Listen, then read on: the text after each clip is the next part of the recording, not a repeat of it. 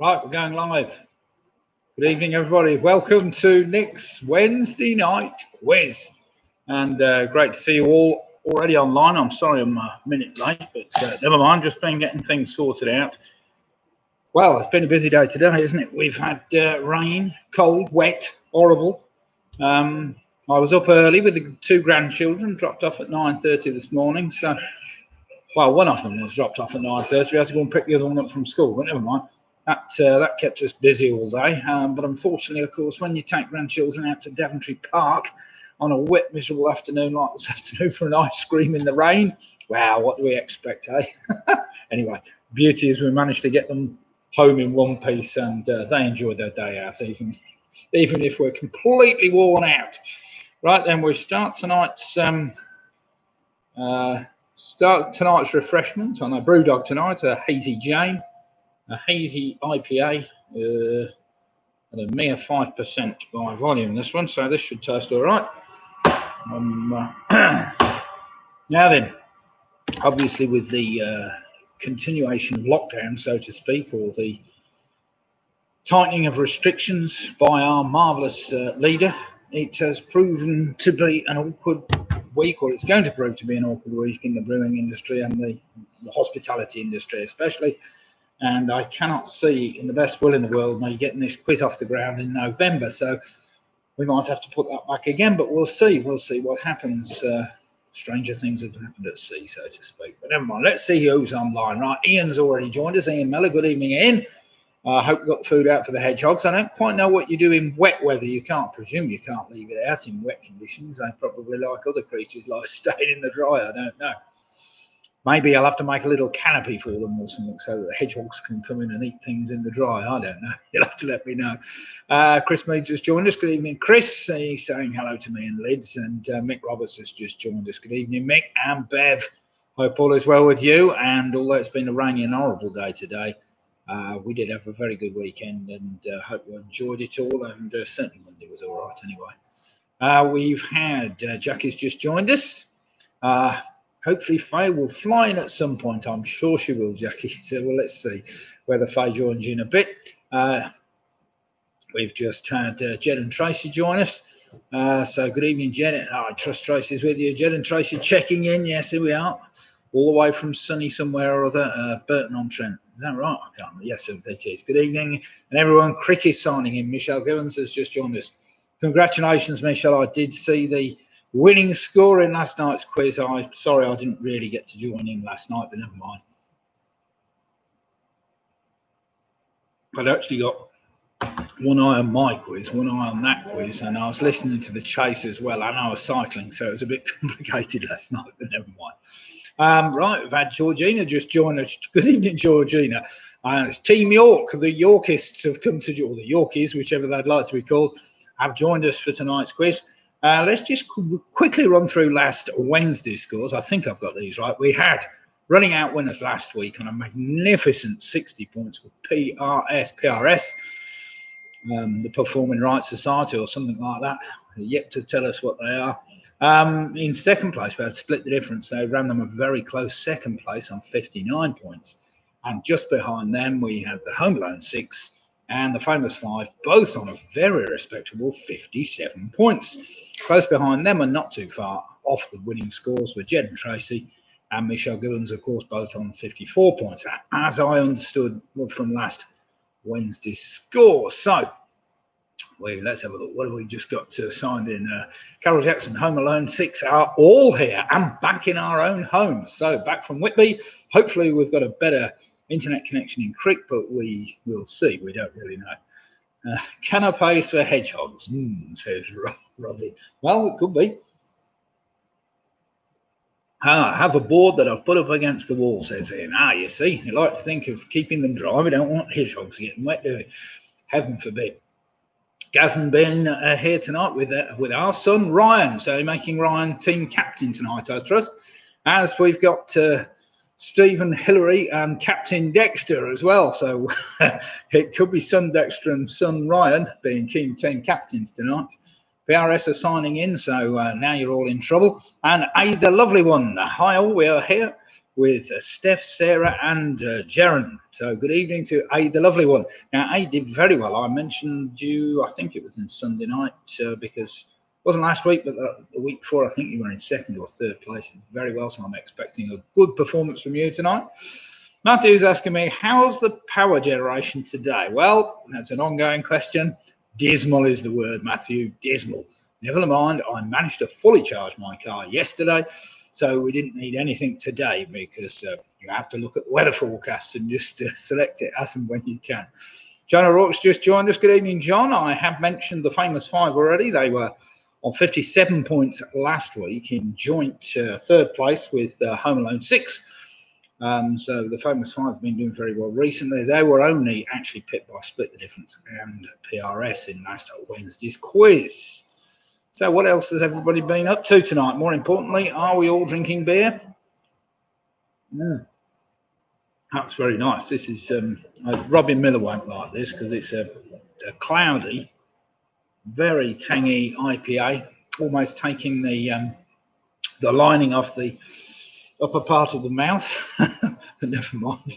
We'll see. Right, who else have we got here tonight? So Vanessa's just joined us. Good evening, Vanessa, from sunny Burton-on-Trent. I expect it was sunshine wall to wall in Burton-on-Trent today, but yes, good evening, Vanessa. Hope all is well with you and ready to do battle again. Andrew Lewis is here from sunny Yelvertoft. So good evening, Andrew.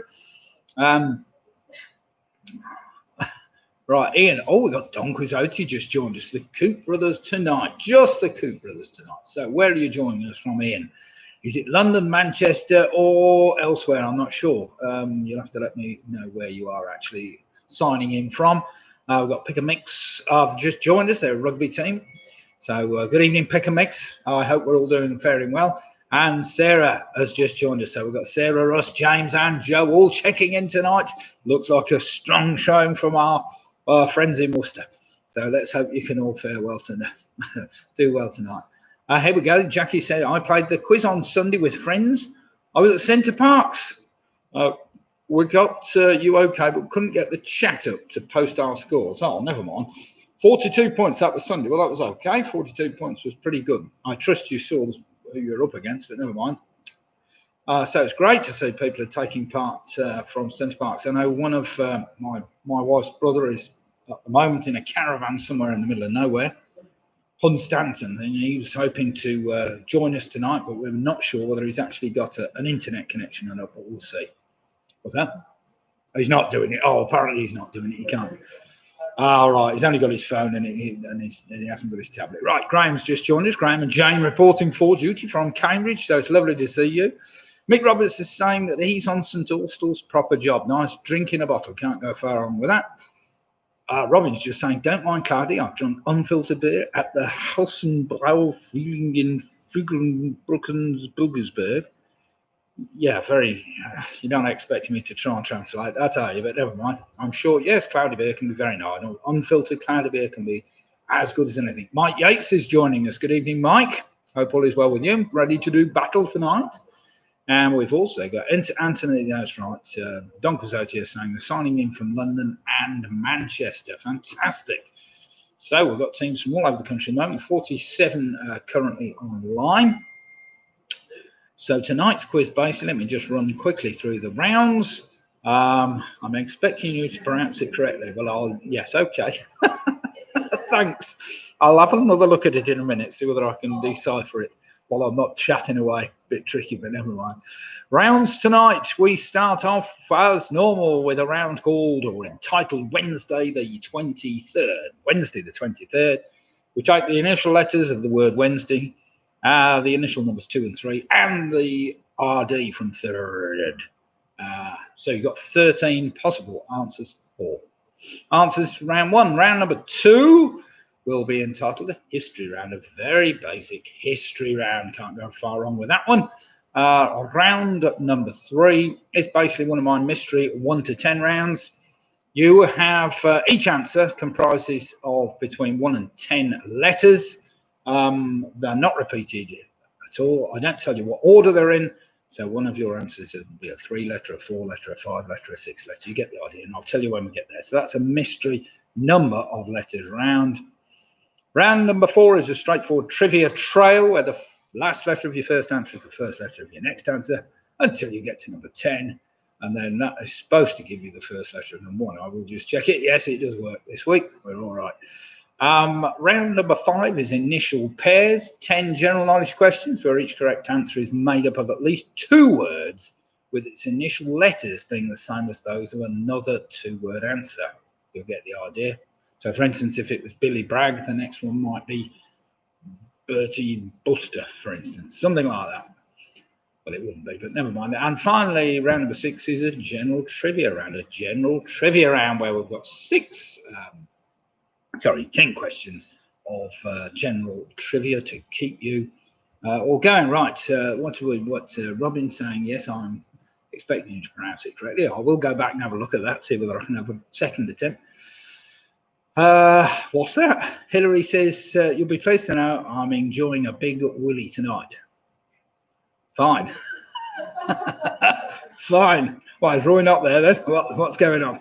Oh, ginger beer. Oh, I get it. Yeah. I see. Big willy ginger beer. That sounds quite intriguing. Was that an import or a direct from Whitby or something? It sounds something that might come from Whitby, I suppose, but never mind. Right.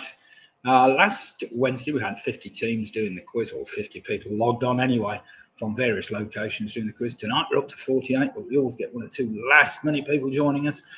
So I'll just quickly go through last week's scores once again so that we know who the winners and losers were last week. Well, I say the losers, that's not fair. Everybody that takes part is a winner, I'm sure. In first place last week, pipping everybody by just 1 point. Well, not everybody by 1 point, but in the lead by 1 point with PRS on a magnificent 60 points. Well played, PRS. That was out of a possible 63, so they only dropped 3 points the whole quiz, which is some going. Closely behind them, we split the difference on 59 points, and then we had 2 teams, the famous 5, which is headed up by John O'Rourke, and Home Alone 6 by Carol Jackson, both on 57 points. And then a little bit further down, we had Michelle Gibbons and Jen and Tracy, both on a very respectable 54 points. So that's how everybody else slotted in a little way behind, with quite a lot of people pipping the 50 points. So I reckon if you can get 50 points tonight, you're doing pretty well. I don't think it's particularly hard tonight, but then I set the question, so it might be. You never mind. Roy says I'm on the proper job, said Roy. Yes, when she said she was on some big willy, enjoying a big willy tonight, I thought, well, she might have left you, but never mind. Clearly still there. Nick Bowers, hello all. So good evening, Nick. Hope all is well. And Alex has just joined us. I'm in this week with Mum and a bottle of what? Menabray. Menabray. What on earth's a bottle of Menabray? God knows. You know what Menabray is? No. Come on, somebody tell me quickly. Put me out my misery. Right then, we've got just a minute to go. Everybody's just about signed in now, so we've got 50 teams, so 50 Cornish IPA. Sounds good. I'm on a beer brewed at about 20 miles from my house. Right, that's fair enough. Give me a clue. East, west, south, or north? Might be able to. It could be a bottle of what's the thing? Mad Goose, maybe? Mad Goose? Could be. Something like that. Anyway, right. Let's get going with this quiz. It is now 2014. We've just got a few seconds to go. Brewed in Northampton. Right, that's interesting. Brewed in Northampton. Have a think about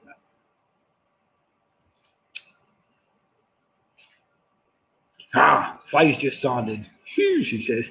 Hi, Faye. Good evening. Hope all is well. And Harry, Julia, Ian. Very depleted. Just Ian. Oh, and Ian's on a Shiraz. Well played, Ian. I hope you enjoy your bottle of Shiraz as you're doing the quiz. So, are we ready? Eyes down, look in. Round number 1, basically entitled Wednesday the 23rd. Your first answer has got to start with the letter W, as in Wednesday. So, question number 1, nice easy one to get you going. With the population now in excess of 10,000 people, what is a cathedral city and civil parish in the Mendip district of Somerset? So with the population now in excess of 10,000 people, what is a cathedral city and civil parish in the Mendip district of Somerset, starting with the letter W.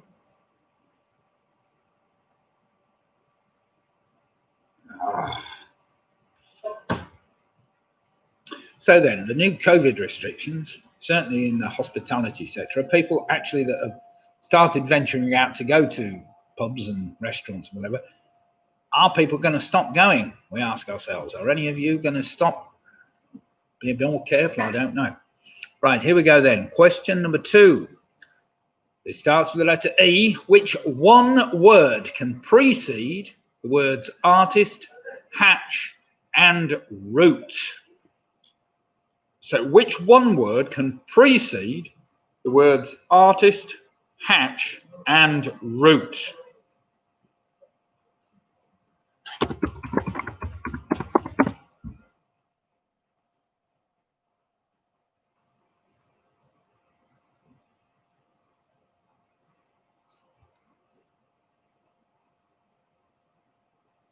Oh, just gone off my screen. Right. Question number 3. One the wife was dreading because I had my book out the other day. The small, bright constellation in the northern hemisphere, Delphinius, has a name which translates as which marine animal? Starting with the letter D, which makes it easier. So the small, bright constellation in the northern hemisphere, even Delphinius, has a name which translates as which marine animal?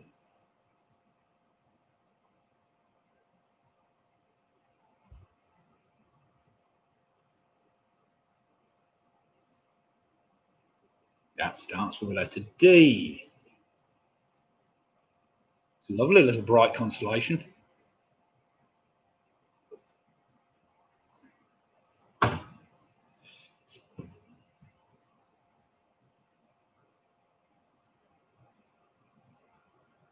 Question number 4, starting with an N. It's a 2-word answer.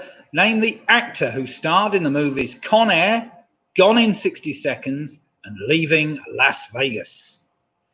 So question 4 again, a 2-word answer. Name the actor who starred in the movies Con Air, Gone in 60 Seconds, and Leaving Las Vegas.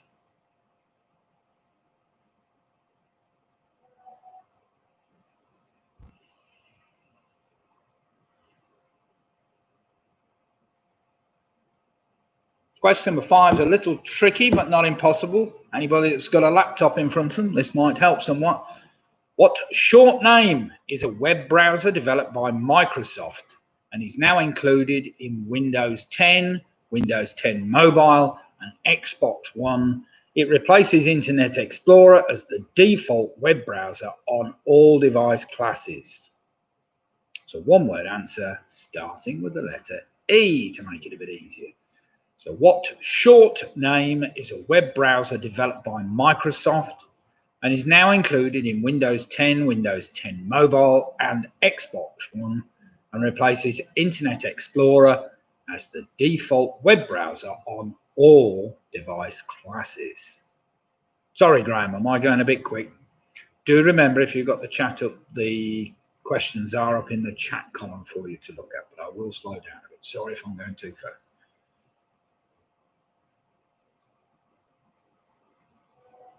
I know the carrier pigeons can't get to Cambridge quite as quick as they can from Rugby, I suppose, but never mind. Well, can Google not keep up?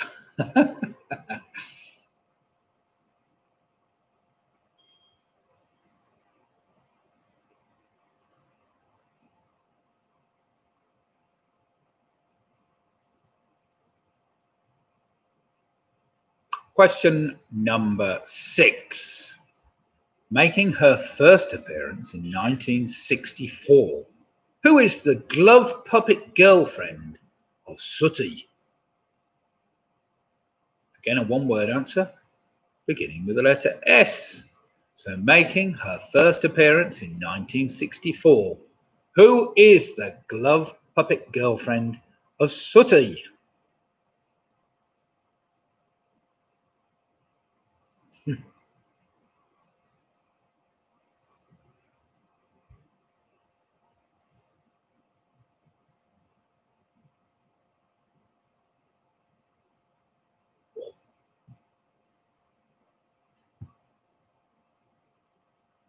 Right, question number 7 then. What one word is used to describe the blood pressure when the heart is at rest between beats? So what one word is used to describe the blood pressure when the heart is at rest between beats?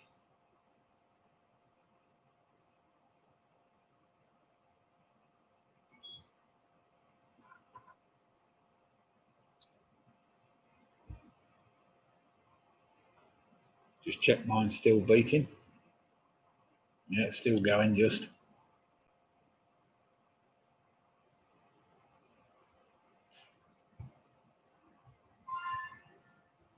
Question number 8, starting with the letter A, with a nickname, the Heart of Dixie. Which American state comes first alphabetically?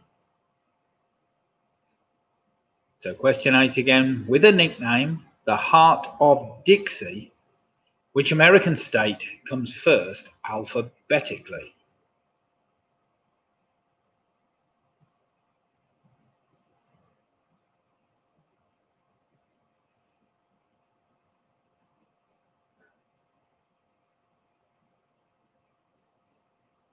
How are you all faring so far?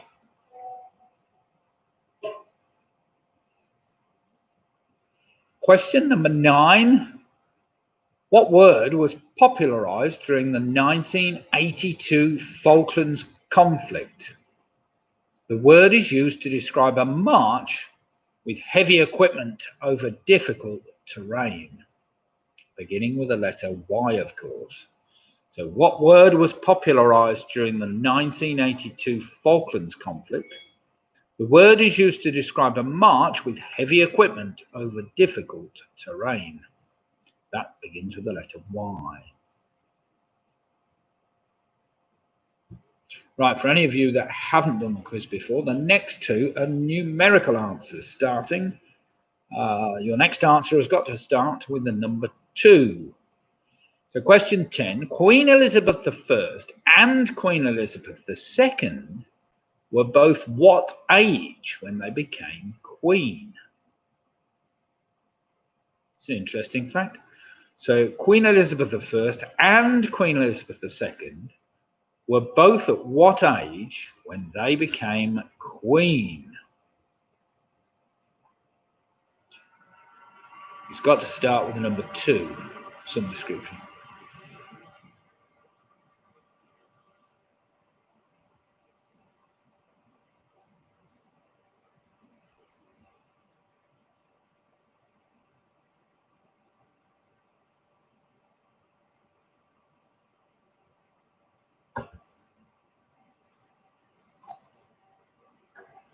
Question number 11, again, this starts with the number 3.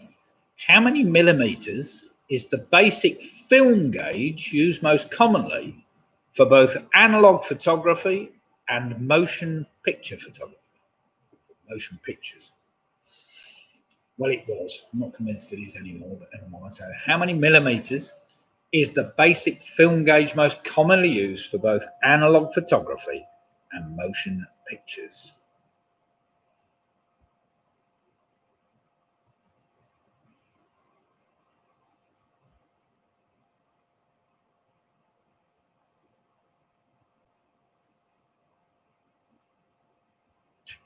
Right, back to letters again.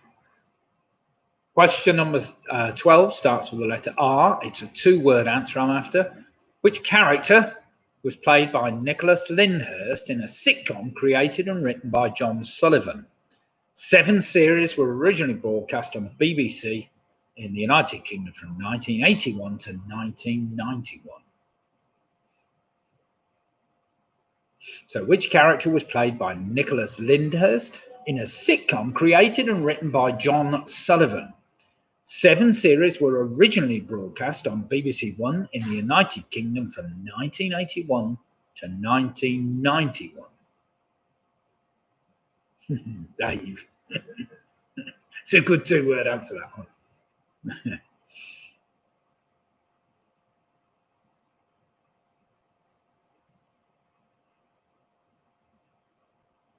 And finally, starting with the letter D, which helps a little bit with this one. Which classical composer is famous for his 9th Symphony in E minor from the New World? The second movement, the Largo, is used in a very famous advert, the name of which is derived from the Latin meaning the strength of man.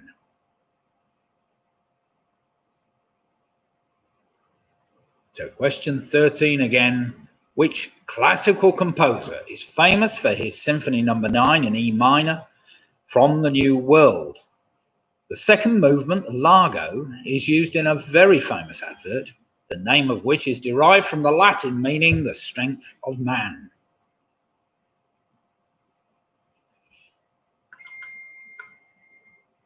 Right, that's the end of that round. I will just give you a minute to quickly compile your answers, put them down, make sure you argued sufficiently with the rest of your team over any of those that you're not really sure about, especially the Queen's ages, because that might be a blind guess for some of you.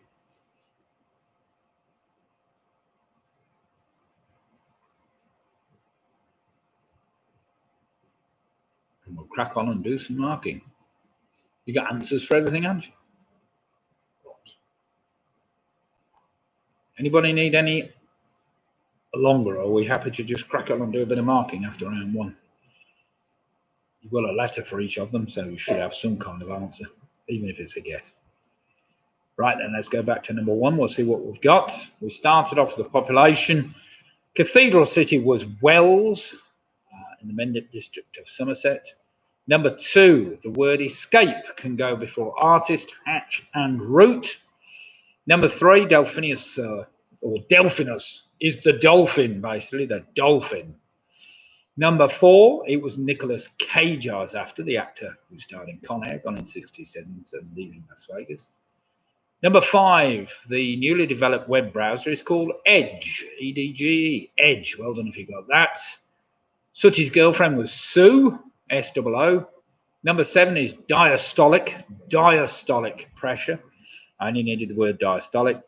Number eight, the nickname, the Heart of Dixie, is Alabama. Alabama, that comes in first American state alphabetically. Number nine is a Yomp, Y-O-M-P, across difficult terrain with heavy equipment. Number 10, Queen Elizabeth I and Queen Elizabeth II apparently were both 25 years old when they became Queen, respectively, of England. Well, England, Northern Ireland, whatever. Number 11, how many millimeters is the basic film gauge most commonly used for both analog photography and motion pictures? That's 35 millimeter. Which character was played by Nicholas Lyndhurst? It was Rodney Trotter. I wanted. And finally, number 13, of course, it was Dvorak. And of course, the strength of man, the Latin meaning, is the word Hovis. It was the Hovis advert that he wrote that was used. Right then, let's have some team scores in, see how you're faring. The lovely one, a very good start on 12. Steve Farnham's on 12. Famous Fiver on 12. Well played, you three teams. That's great. Don Quixote 13. Got Ian Miller on 8. We've got Home Alone 6 on 13. Andrew Lewis is on 11. Roger Griffiths on 12. Jen and Tracy are on 11. Sarah and the gang from Worcester on 11. We've got Matthew Blood, PRS, are on 12. Mike Yates is on 11. Mick Roberts is on 12. Michelle Gibbons is on 11. We've got Graham Gifford on 9. The Booby Prize girls are on 11. They're doing very well. Pick and Mix are on 11 as well. So lots of 11s and 12s. Very good scores indeed. Gaz, Bean and Ryan are on 10. We've got Ian plus his Shiraz is on 10. Nick Bowers is also on 10. And Split the Difference are on 13. Georgia Lambert says 6 from the Yorkies. So it can do better. I'm expecting a better round from you next time. Let's see how you fare. Right then, we've got a few teams with full marks at the moment. All doing very, very well. Now then, round number 2 tonight is a title just history. So it's a very straightforward history round. I like that, Georgia. Most of these questions are before our time. Yeah, I suppose the 2 Queens of England would have been. Oh dear, oh dear. You want to see the grief I get when I do the quiz in the pub and play the music rounds? Of course, all the youngsters just keep coming up to me and saying, "There's nothing from the 21st century there. It's all oldies music." The problem is when you get to my age, you never listen to anything from this century. Oh dear, dear. Well, we do. Yes, don't get rid of that. That's not quite fair. Right then. Right then. Here we go. Round number 2 is a straightforward history round. A straightforward history round. Listen carefully. This is well before your time, a history round, obviously. So come on, Georgia, here we go. This is just for you lot. Referring to the short haircuts worn by some of the Puritans, what name was given to supporters of the English Parliament during the English Civil War? I did used to go on about Imagine Dragons. Well, I suppose Imagine Dragons are reasonably up to date.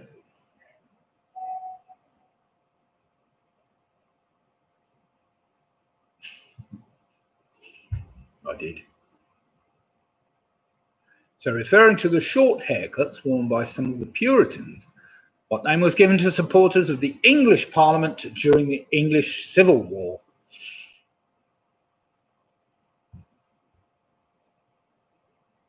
Question number 2. Published in 1948, The Communist Manifesto is a book written by Friedrich Engels and which other German philosopher? So question 2, published in 1948, The Communist Manifesto is a book written by Friedrich Engels and which other German philosopher?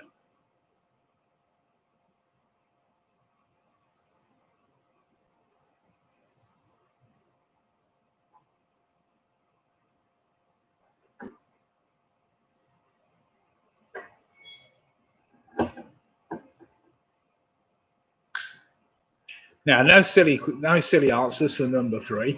Question number 3, who became the UK's first blind cabinet minister when he was appointed Secretary of State for Education in 1997? You might say they're all blind now, but never mind. So who became the UK's first blind cabinet minister when he was appointed Secretary of State for Education in 1997?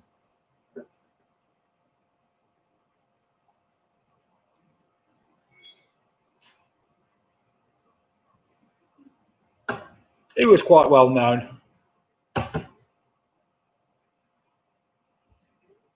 There's some funny stories I was reading about him, actually. He had numerous, I think 3 dogs or something during his time in Parliament, and one of the dogs took him to the wrong seats on many occasions. Never mind. Right then, question number 4. What is the name of the square in Beijing where student-led demonstrations were held in 1989 that ended with a military crackdown with troops firing at and killing demonstrators? So what is the name of the square in Beijing where student-led demonstrations were held in 1989 that ended with a military crackdown with troops firing at and killing demonstrators?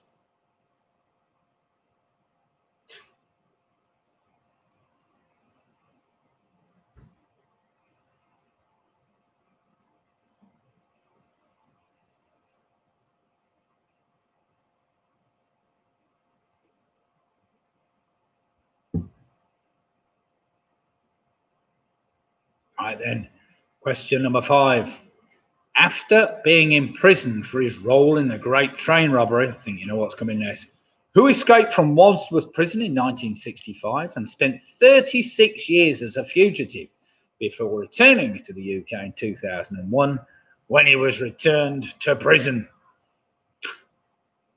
So after being imprisoned for his role in the Great Train Robbery, who escaped from Wandsworth Prison in 1965 and spent 36 years as a fugitive before returning to the United Kingdom in 2001 when it was returned to prison?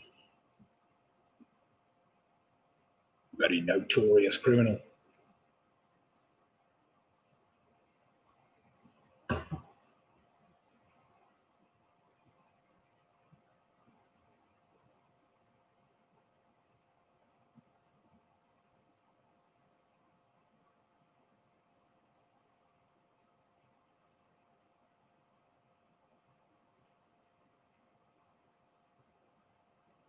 Question number 6 is an interesting one.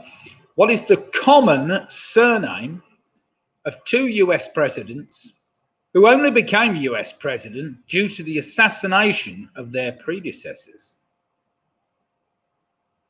So I'm just after a surname. So what is the common surname of 2 US presidents who only became US president due to the assassinations of their predecessors?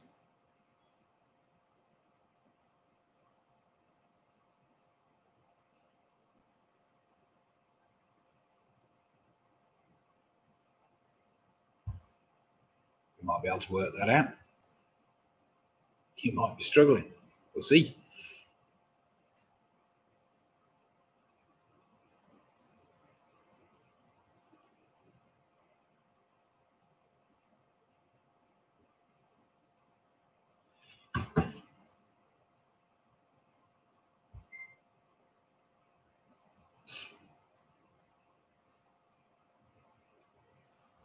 Georgia, this is definitely before your time, well before my time as well.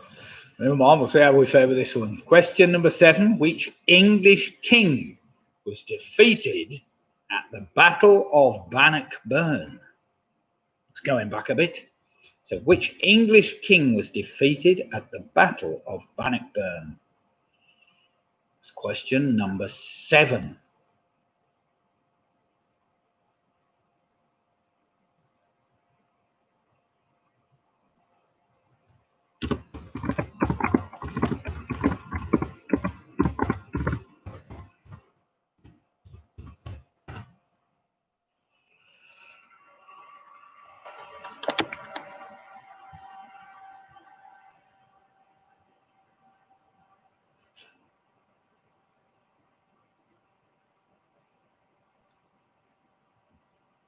Right, question number 8.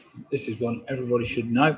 Which of the following was the name given to a series of confrontations between the United Kingdom and Iceland on fishing rights in the North Atlantic? You can see it happening all over again, this. So which of the following was the name given to a series of confrontations between the United Kingdom and Iceland on fishing rights in the North Atlantic?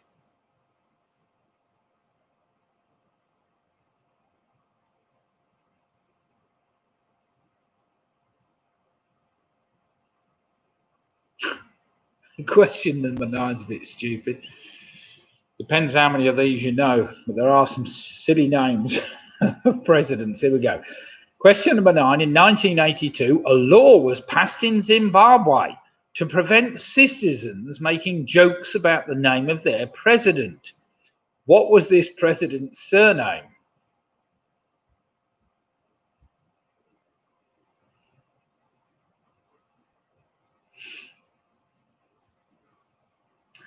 So in 1982, a law was passed in Zimbabwe to prevent citizens making jokes about the name of their president.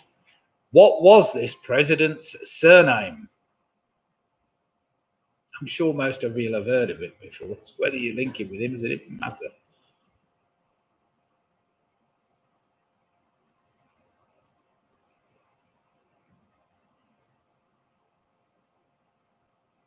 And finally, question number 10 in this very tricky history round. What name has been given to the war fought between the 5th and 10th of June 1967, one of the shortest wars in history? Not the shortest war. So what name has been given to the war fought between the 5th and the 10th of June 1967, one of the shortest wars in history? And that's the end of that rather tricky history round. That might catch 1 or 2 out. But if you like your history, you might have done very well. So we'll see how we fare.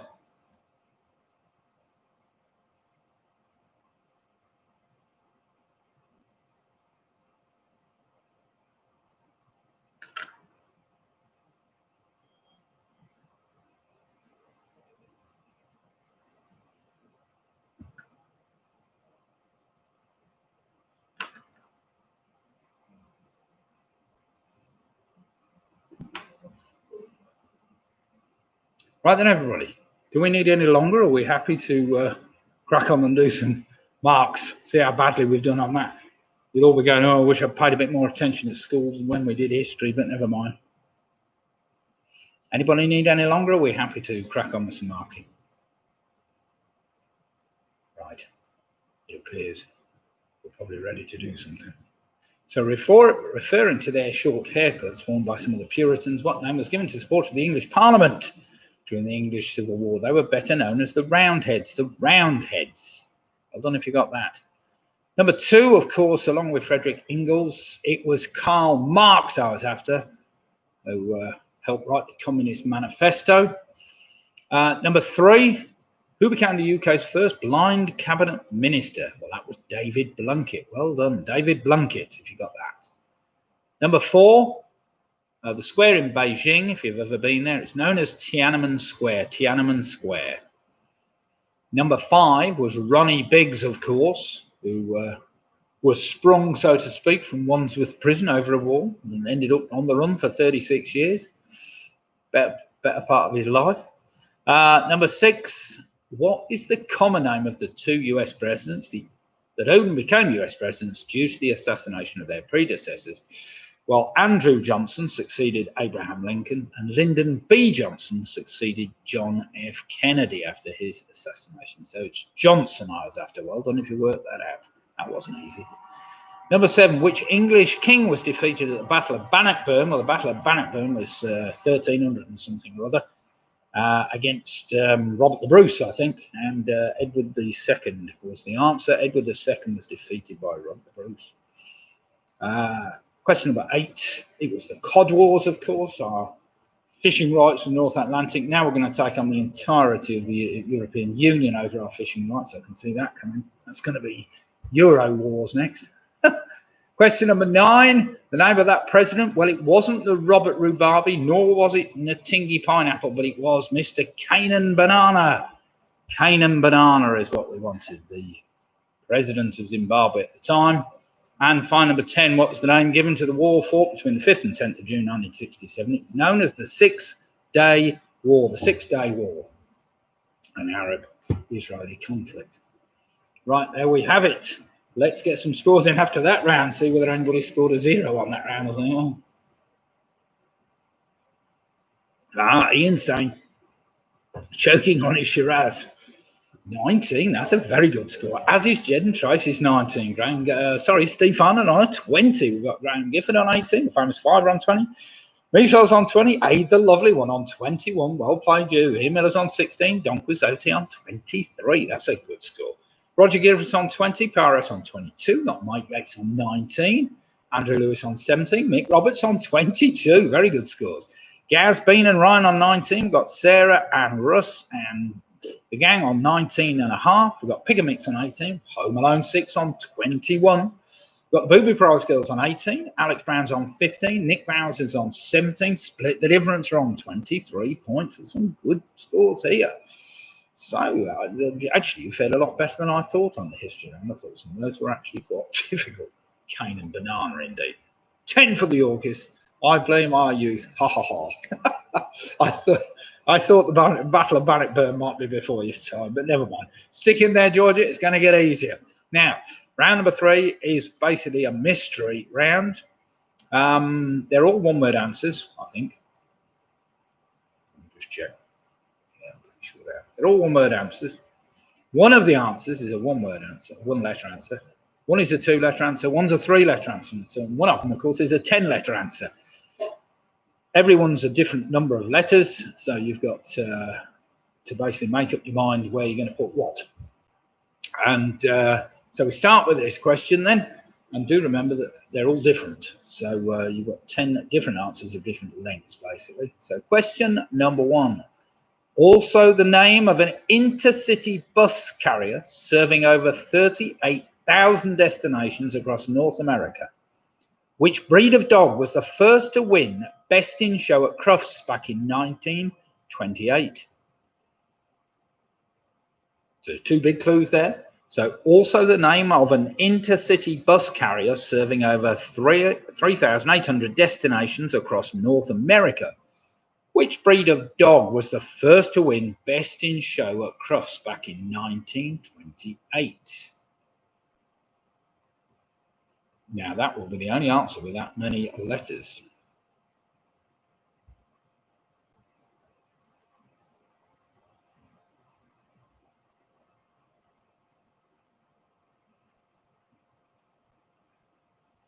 Question number 2. What is the only letter tile in the game of Scrabble that has a value of 5 points? So what is the only letter tile in the game of Scrabble that has a value of 5 points? Well, that's a bit of a giveaway because it's only one letter long, that one, isn't it?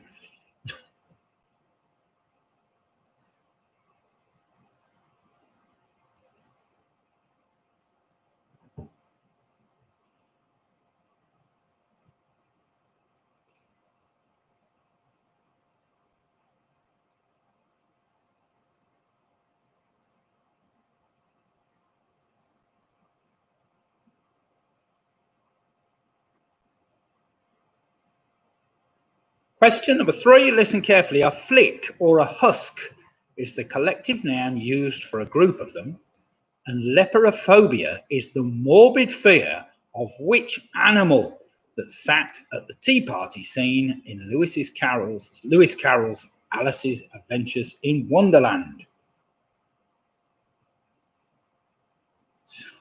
And I need the singular of that, singular.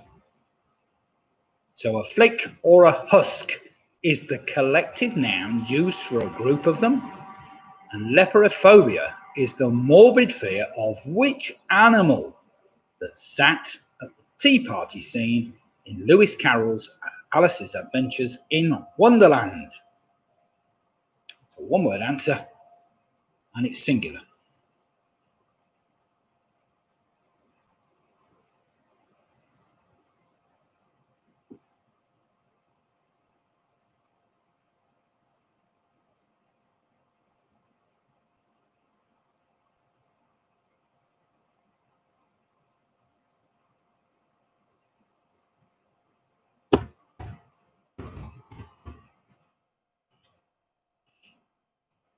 Changed it to them in the next one, please. Question number 4. What was the surname of Earl Silas of Leominster, Massachusetts? He developed plastic containers used in households to contain food and keep them airtight. So question 4 again. What was the surname of Earl Silas of Leominster, Massachusetts? He developed plastic containers used in households to contain food and keep them airtight. Very useful indeed. So what was his surname?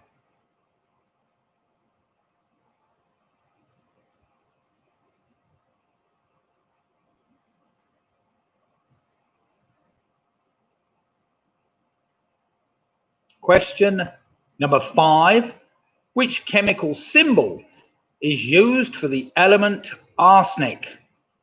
During the Victorian era, it was mixed with vinegar and chalk and used by many women to improve the complexion of their faces.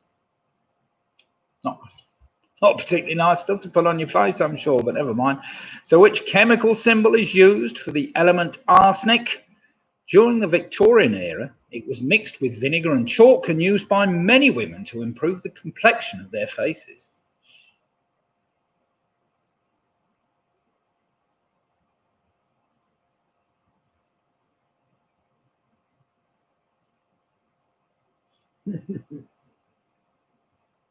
Sounds like a nice concoction, doesn't it, Jackie? It's what I've been using on my hair, obviously.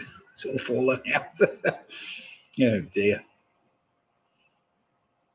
Question number 6. Listen carefully. I hope you've all been improving your Thomas the Tank Engine knowledge.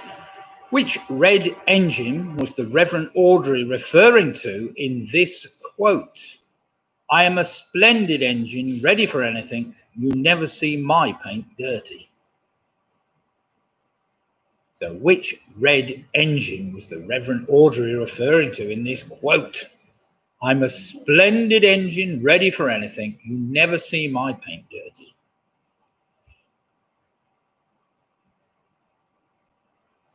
Thankfully, there weren't too many red engines about, were there?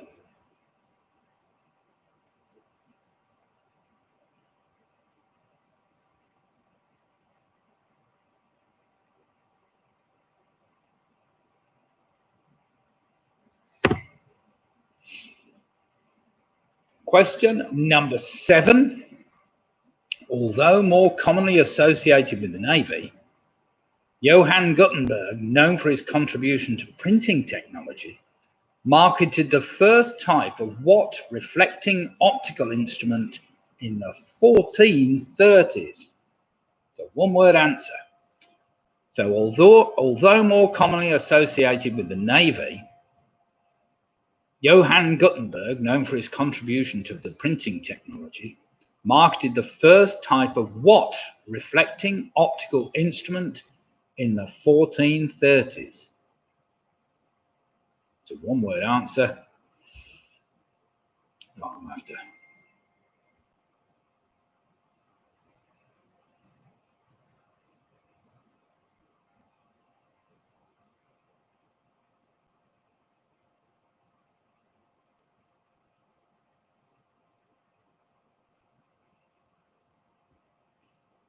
Question number 8.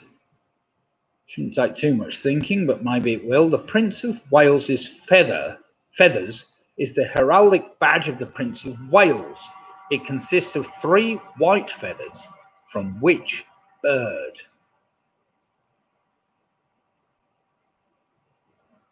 So question number 3 again. The Prince of Wales's feathers is the heraldic badge of the Prince of Wales. It consists of 3 white feathers from which bird?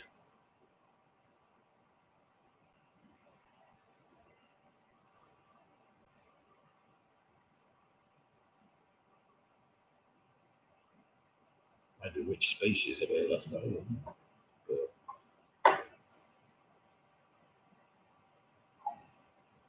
Now do remember, all your answers have got to be a different length, ranging from 1 to 10. So if you've got 2 6-letter answers, you're probably wrong or you spelt it wrong. Question number 9. The Marine Stewardship Council, the MSC as they're called, said that which North Sea fish can now be eaten with a clear conscience?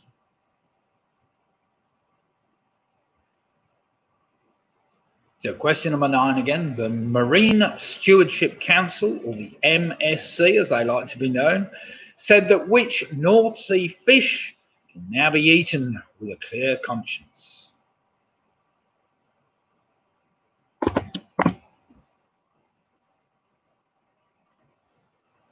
The Marine Stewardship Council. I've heard it all now. It's obvious because it was endangered or something at one time. Overfished, something like that. Again, a one-word answer. Singular.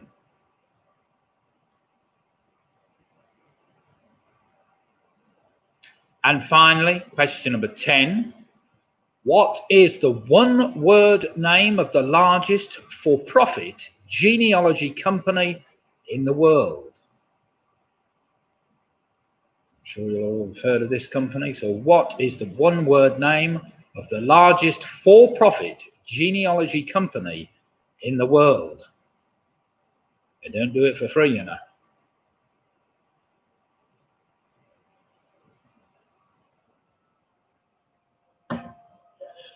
Right, one of your answers should be 1 letter long, the other one should be 2, and another one should be 3, and so on until you get to 10. One of them should be a 10-letter answer. So how are you faring with all of those? We got more lunch? No.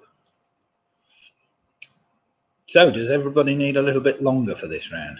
Bit tricky when you've got to work them out backwards.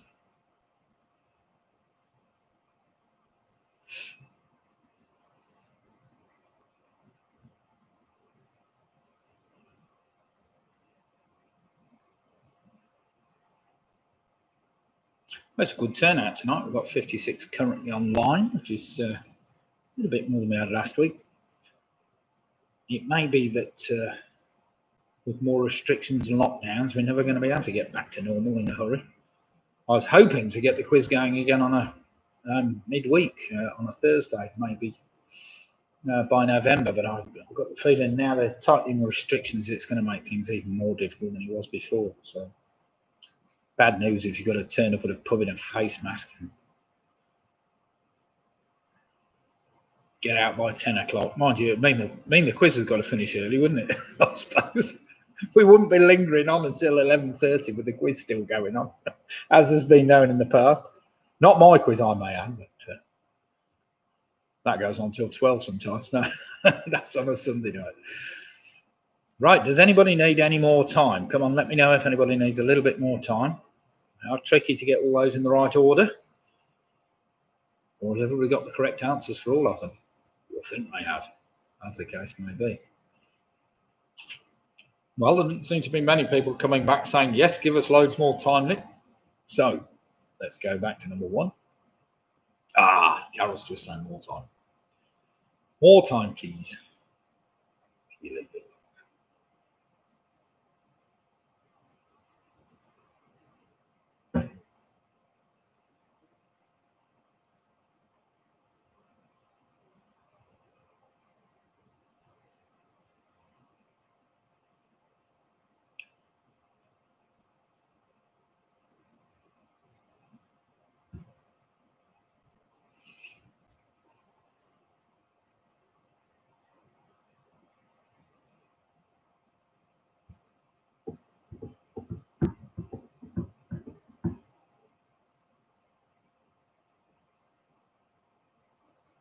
Okay then, everybody. Giving you a little bit longer, that's another 45 seconds. So put your pens down, just get an answer down for everything you can. A bit tricky if you've got one missing, never mind. Here we go then. Also the name of an intercity bus carrier in North America. Well, it was Greyhound I was after. Greyhound, they won Best in Show at Crufts back in 1928. That's your 9-letter answer. Number two, what's the only letter tile that can be from the game of Scatterall that's worth 5 points? That's the letter K. That's your 1-letter answer, of course. A flick or a husk is a collective noun for a group of them. And leperophobia is the morbid fear of them. Well, it's the hair. Well done if you got that. Number four, of course, that guy was known as Mr. Tupper, as in Tupperware. Well done if you got that. So your 6-letter answer. Number five, the chemical symbol I was after for arsenic is AS, not AR, of course. It's AS. Well done if you got that. Number six, the red engine is better known as James. That's your 5-letter answer. He never liked to get it. I'm a splendid engine, ready for anything. You never see my paint dirty. Number seven, that was a bit tricky. Apparently, Johannes Gutenberg actually did develop the periscope first, although that takes a bit of searching to find out. It's the periscope I was after, which of course it was used for looking over crowds, especially at religious things. So he developed it for looking over crowds in the first place. Number eight, the Prince of Wales feathers come from an ostrich. That's your 7-letter word. Number nine, of course, the sea fish I was after that can be eaten with a clear conscience now is the cod, the trusty old cod. So next time you go to the fish and chip shop, you don't have to, you can eat it with a clear conscience. And finally, number 10, of course, it's Ancestry was the name of that company, Ancestry. I don't suppose the cod got any say in that. No, I don't suppose they didn't. Oh dear, oh dear. Right then, what's Leslie just saying there? If you'd like to see what we are, scores we've got, Aid the Lovely one on a fantastic 31 points. Well played, Aid. Ian Miller on 24 points. We've now got Don Quixote moving on swiftly to 32 points. Well played then. We've got Jed and Tracy on 28. Home Alone 6 are on 31. Roger Griffiths now on 28. Periscope and Greyhound, both 9 letters, aren't they? Yeah, bother. Never mind, I've got Periscope as 10. Perry, 1, 2, 3, 4, 5, 6, 7, 8, 9. You're right. So yeah, you're right. Periscope has 9 letters like Greyhound. You're quite right. I've put it down here as 10. Stupid boy. Never mind. Right, let me just go through. Where have we got to? Periscope. Mick Roberts 30, Gaz Bean and Ryan 27. We've got Ian on 28. Haven't got a word, right, 9-word answer. Alex Brown 28. We've got Pigamix on 28. We've got Graham Gifford giving me a bit of grief there, which is fair.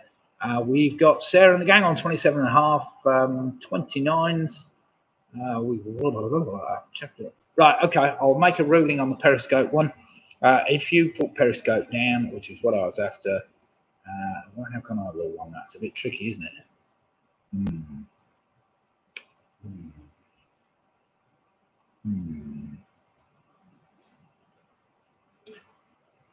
I should have asked for a plural, shouldn't I?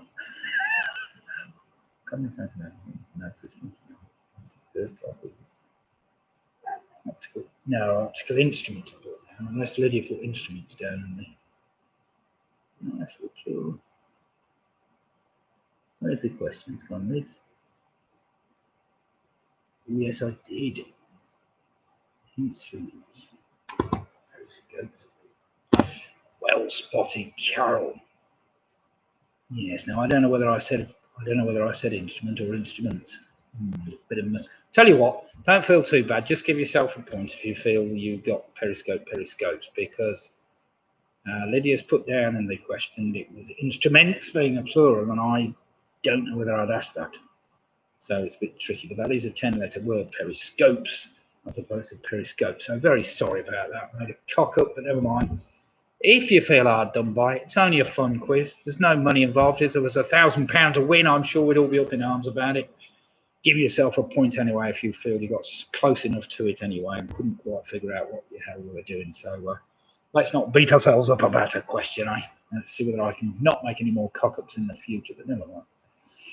I might have just pronounced it wrong. Right then, round number 4 tonight. Let's just go through some of those scores anyway. If you might want to rescore, if you feel hard done by, just give yourself the extra point, whatever else. But we've got Ada Lovely 1 on 32. We've got Don Quixote on 32. Ada Lovely 1 on 31. Home Alone 6 on 31. Mick Roberts is on 30.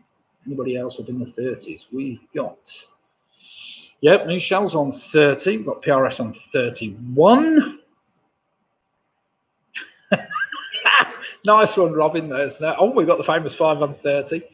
Isn't Tupperware also 10 letters? Mr. Guess Tupperware is. Right, stop arguing, everybody, or else I'll log you all off. No. So we've got a lot. Let's see how we go for the next round. Well, it seems to me we've got a lot of people on the 30s or thereabouts anyway. So Trivia Trail, dead easy round this one. Last letter of each answer is the first letter of your next answer, and so on and so forth. Till we get to the last one, number 10, where the last letter of number 10 is the first letter of number 1. Yes, Mr. Ware, that's what I like to see. Right, here we go then. Question 1, originally derived from the Greek. Consumption was the name given to which disease? Around 460 BCE, Hippocrates described consumption as a disease of dry seasons, apparently.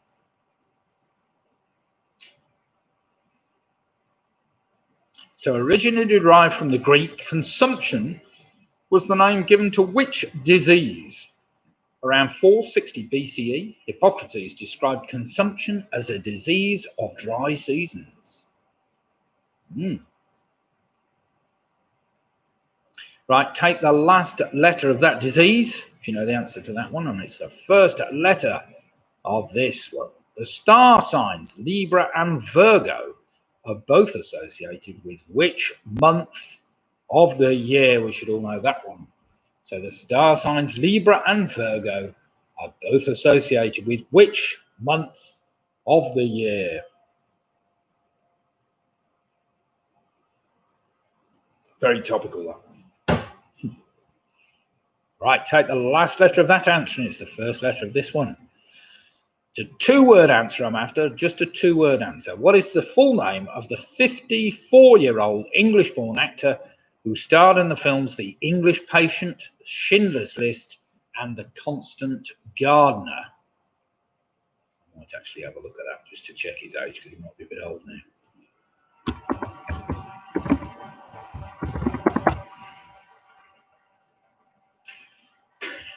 thought that would have changed. Oh dear. So what is the full name of the 57-year-old English-born actor who starred in the films The English Patient, Schindler's List, and The Constant Gardener? Whenever you copy quiz questions from anywhere, you must check to make sure you got your dates right. Easy one to get wrong.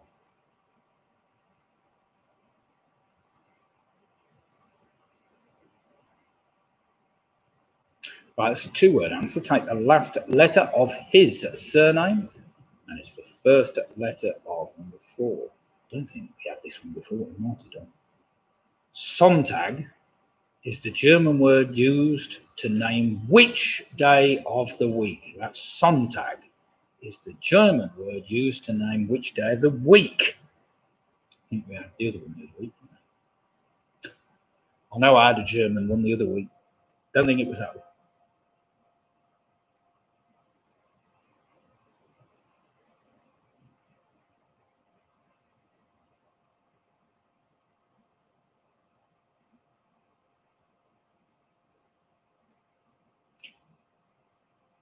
So, look at there.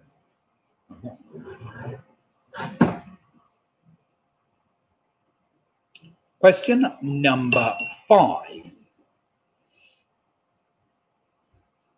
As your last answer is going to be a day of the week, and you should be able to at least work out what the starting letter of this one is. What is a classic 2-word Chinese dish, gloriously messy to eat, wonderfully tasty, and low in carbohydrates? It's a type of highly spiced aromatic minced pork served in many restaurants on a lettuce leaf. 2-word answer. Well, hyphenated, quite sure as it's Chinese. So what is a classic 2-word Chinese dish, gloriously messy to eat, wonderfully tasty and low in carbohydrates?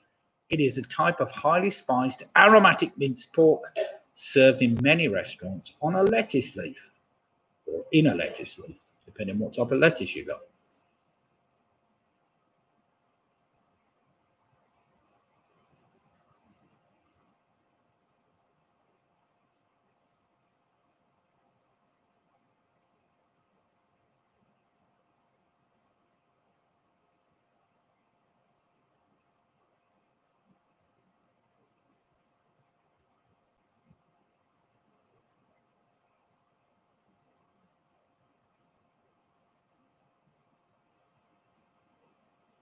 Question number 6. Yeah, it was a bit of a limp answer, that one, Ian.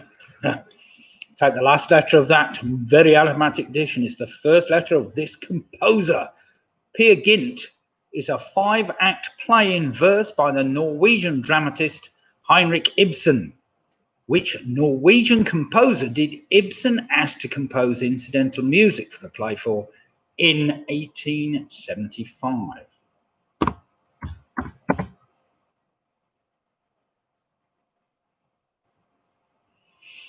So question 6 again. Peer Gynt is a 5-act play in verse by the Norwegian dramatist Henrik Ibsen. Which Norwegian composer did Ibsen ask to compose incidental music for the play for in 1875? It's just his surname I'm after, Mike.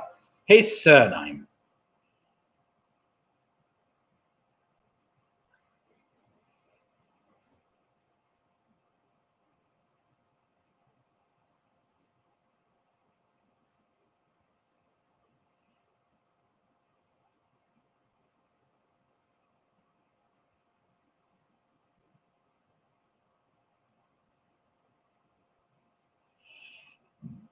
Right, take the last letter of that composer, and it's the composer's surname, and it is the first letter of this, literally meaning oil press.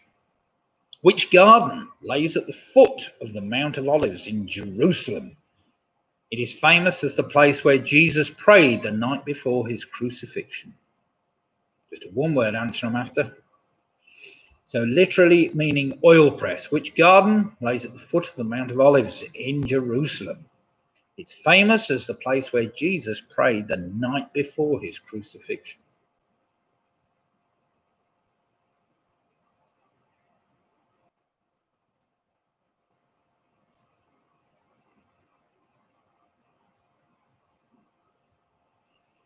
Question number 8. Take the last letter of that garden. It's the first letter of this. Just a one-word answer. Located in the Caucasus Mountains, what is the highest mountain in Russia and in Europe, and the 10th most prominent peak in the world?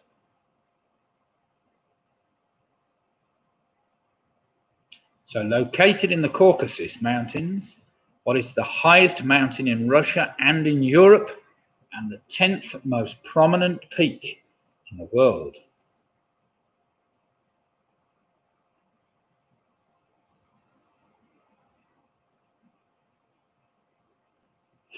Oh, see, God, I've got to pronounce that. Right, take the last letter of that mountain. It's the first letter of this country. Listen carefully. Sirajaya Apurakote is the capital city of which Asian island nation, which has maritime borders with the Maldives and India? It's also the name of their airport, apparently.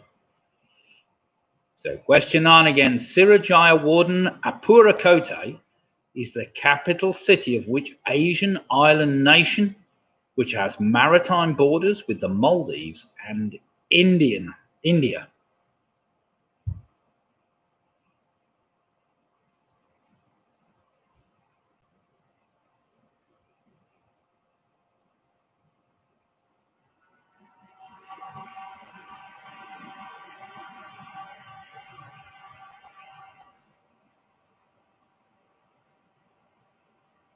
Right, take the last letter of that Asian island nation, and it's the first letter of this one-word answer. Medically known as the axilla. What is this part of the human anatomy more often referred to as? What do we commonly call it? So medically known as the axilla, what is this part of the human anatomy more often referred to as? I should have put more commonly known as, I think.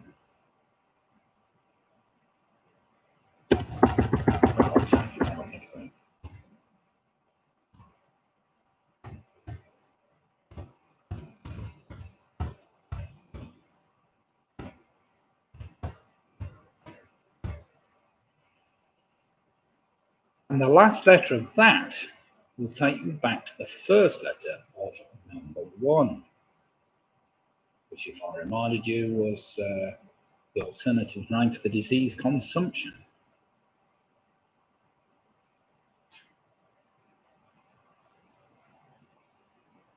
Right then, have we all got answers for those? Do we need any more time? Do you remember to take the last letter of each? It's the first letter of your next answer.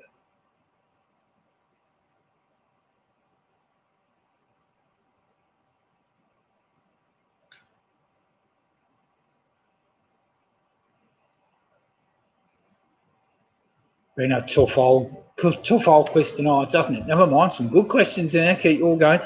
Right, here we go then. Here are your answers. Number 6. 6.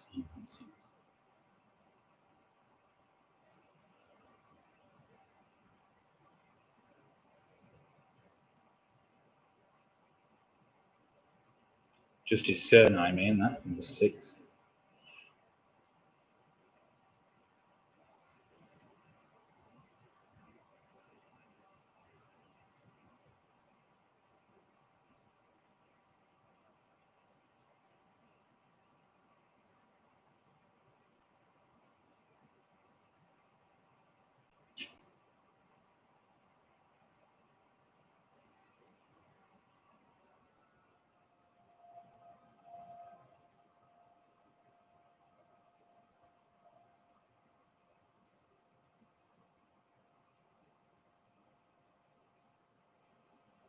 What's that?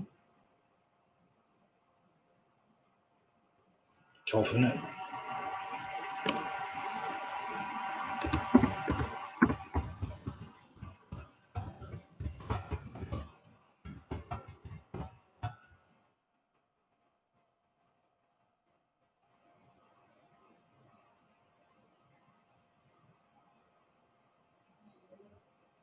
I'm not. I'm about ready to go. It's 1 or 2 people. Okay, I've been an arsehole. Blank on Shiraz. I was trying to figure out what you were on about, but never mind. It's all right. Okay, then let's go from the top. Then here we go. Number one, consumption was also known, and it is still known as tuberculosis. Tuberculosis. That gave you the S for the star sign. Well, really, it covers the month of September, Libra and Virgo. That gave you the R for Ralph Fiennes, of course. It was in the English Patient, Schindler's List, and The Constant Gardener. That in turn gave you the S for Sonntag, which in German means Sunday. Of course, all the days of the weekend with a Y, so you should have got this gloriously messy Chinese dish, which is better known as Yuk Sung. Yuk Sung. The G in turn gave you the Norwegian composer. Grieg, Edvard Grieg I was after. That in turn gave you the G for the Garden of Gethsemane. That in turn gave you the E for Mount Elbrus. Elbrus. The highest peak in Europe and in Russia, of course. That gave you the S for Sri Lanka, the country.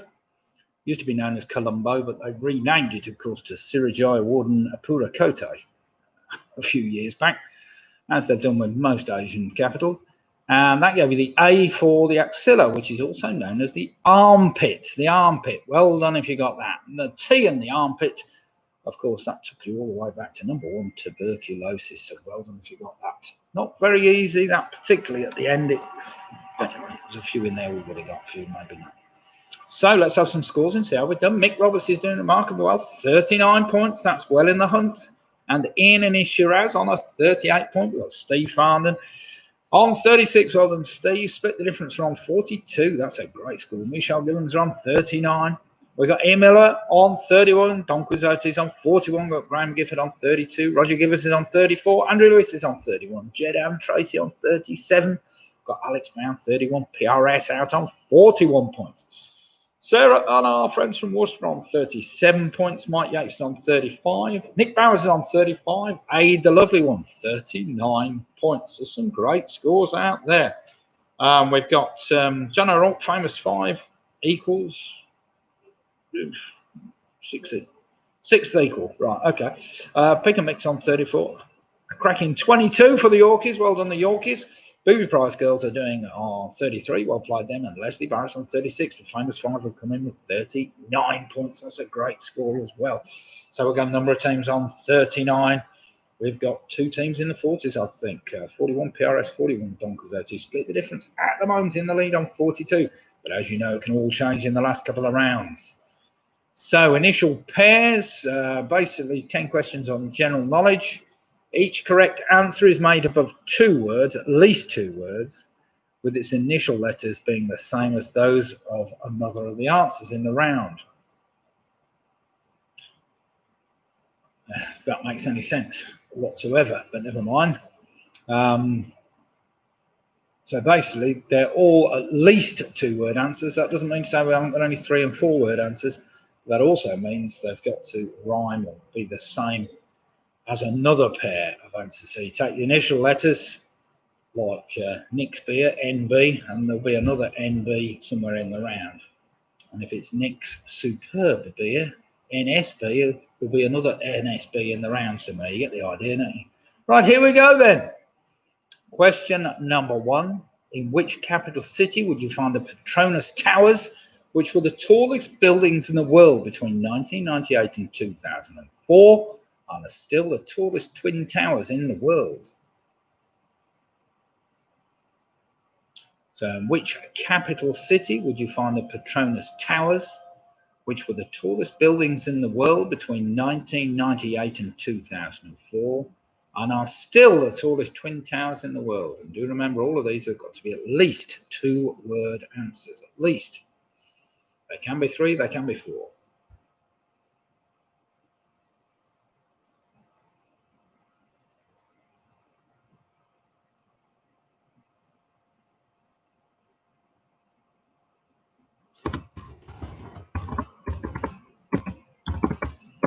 Question number 2.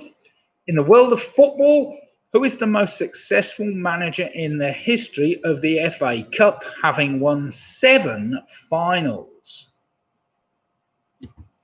Two-word answer, that one.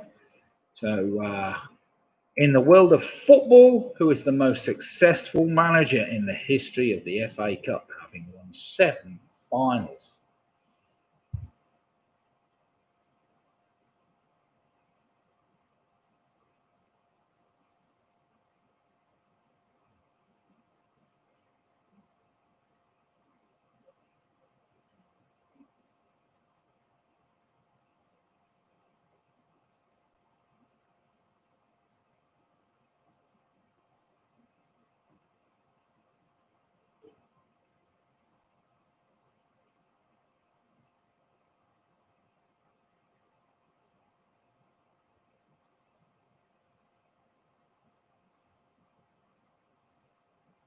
Question number 3. Which group won British Album of the Year in the 2011 Brit Awards even, for their debut album, Sigh No More? I will help you a bit. That's a 3-word answer. A 3-word answer. So which group won British Album of the Year at the 2011 Brit Awards for their debut album, Sigh No More? It's a 3-word answer.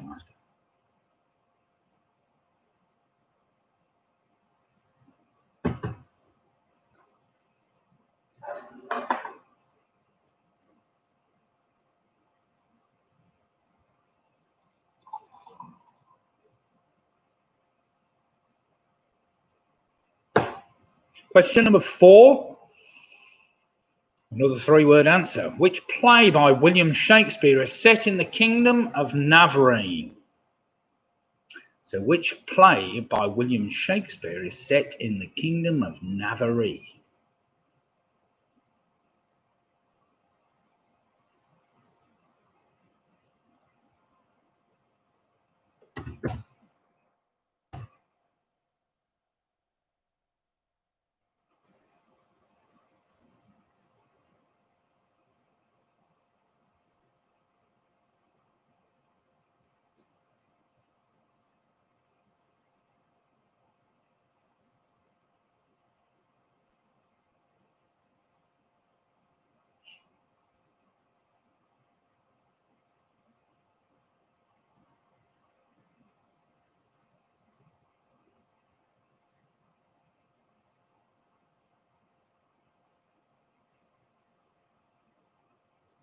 Question number 5.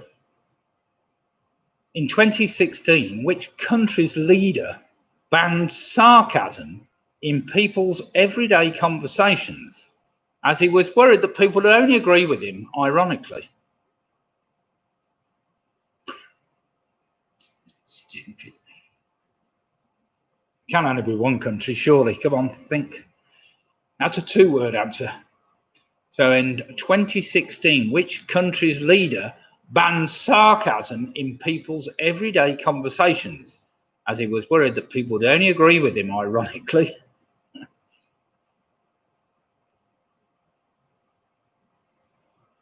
That is ridiculous. But never mind.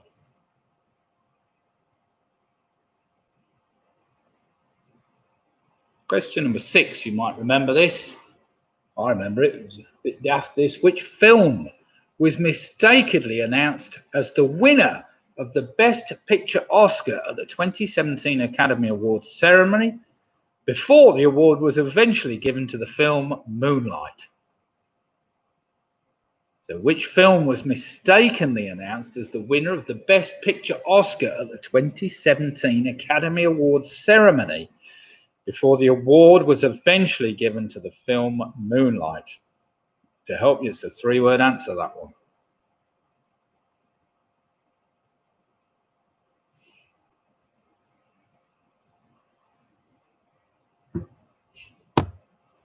That was a cock up and a half, that was. How can you make a mistake like that? Mind you, they're giving gold medals to the wrong people at the Olympics before now, I suppose.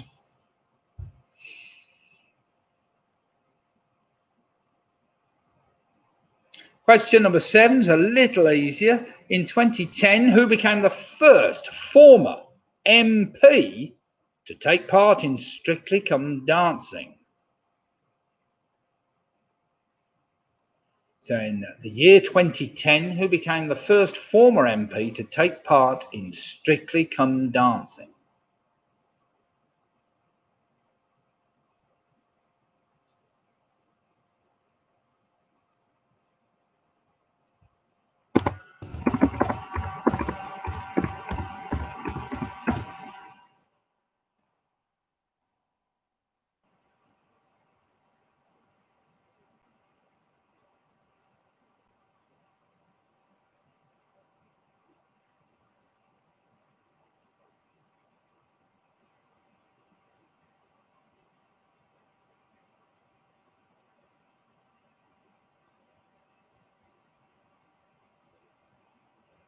Right, question number 8 is a two-word answer.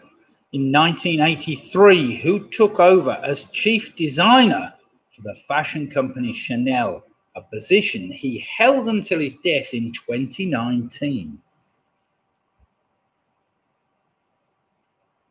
You'll have all heard of him. So in 1983, who took over as a chief designer for the fashion company Chanel, a position he held until his death in 2019? Two-word answer. Very popular.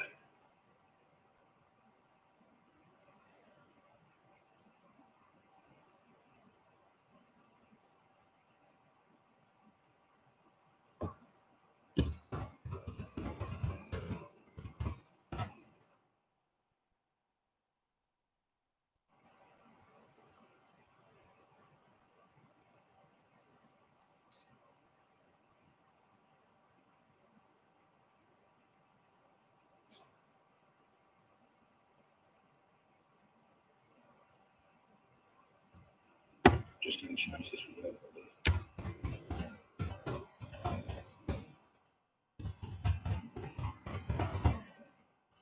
Question number 9. Which Welsh politician was leader of the Labour Party from 1983 to 1992?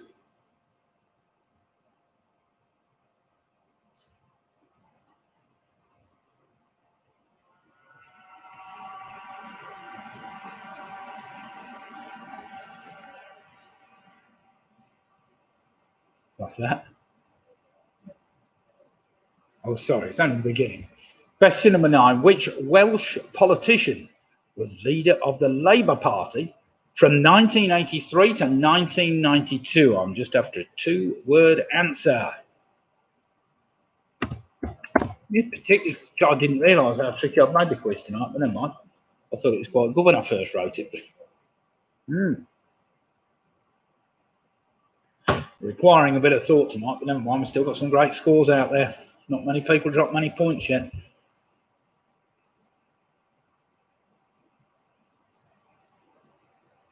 And finally, question number 10, which is a three-word answer. Gastropub and Count on Us are food brands used by which retailer? So question 10 again. Gastropub and Count on Us are food brands used by which well-known retailer?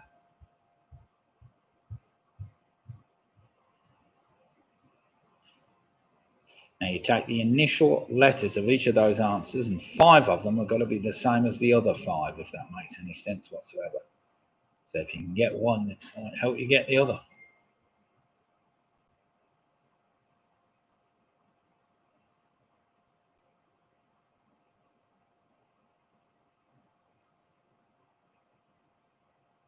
So does everybody know what they're doing, or are they completely gone it?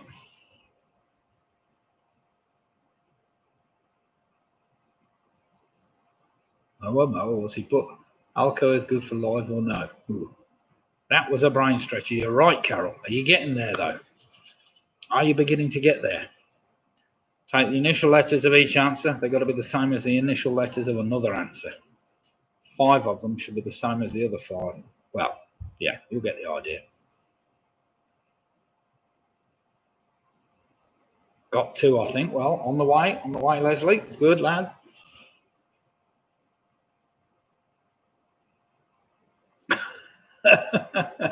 It's all that beer, Roy. Never mind, we're nearly at the last round. You're doing ever so well. Keeps the brains ticking over in these times, does it not? I always like you think you can at least learn one thing a week.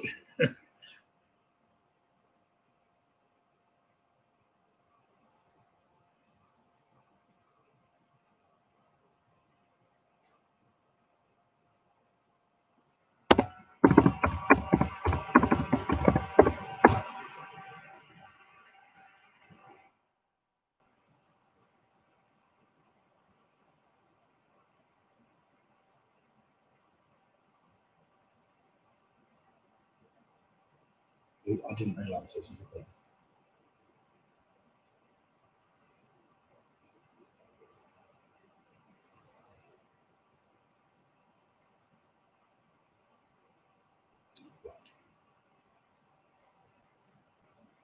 Great quiz, that aids loving it. Right, that was a tricky one. Now, does anybody need any extra time or not? Anybody need any extra time? Anybody still trying to work out that last one, or last two, or last three? Piping, skimming up, says here. Let's warm the brain, warm the brain out tonight. Never mind.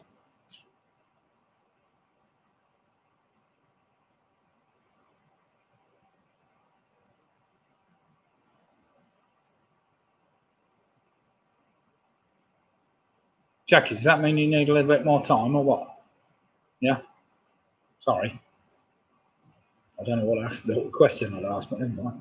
I'll give you a little bit longer to work it out. So, 32, we'll wait till we're 33 minutes.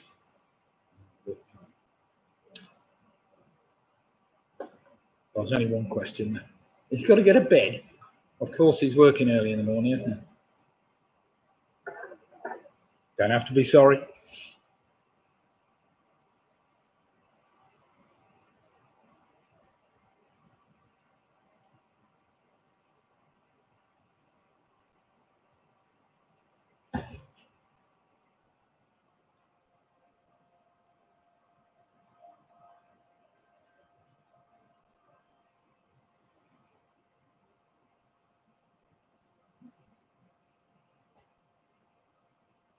Okay then, Jackie, I think time's up. So let's go to the Petronas Towers. The Petronas Towers, of course, are in Kuala Lumpur, city I'd like to go to. I've not been there yet, but I'll get there, I'm sure, after this lockdown sometime. Number 2, in the world of football, is the most successful manager in the history of the FA Cup. That's Arsene Wenger. Arsene Wenger, well done if you got that.